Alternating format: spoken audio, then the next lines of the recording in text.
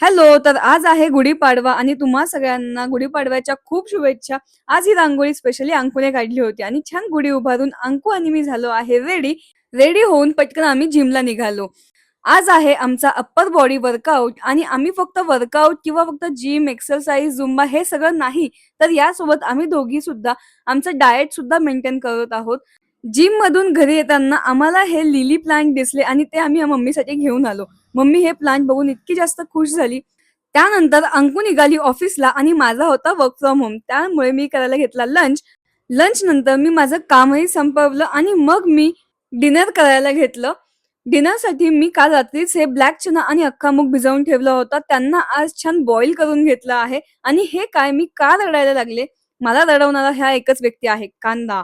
बारीक चिरलेला कांदा आणि टोमॅटो मी त्या सारणात मिक्स केला.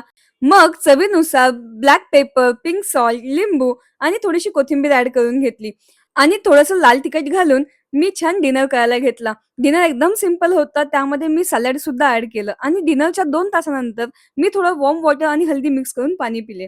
असा संपला आजचा दिवस. व्हिडिओ आवडला असेल तर लाईक करा, शेअर करा, सबस्क्राईब करा. Bye bye.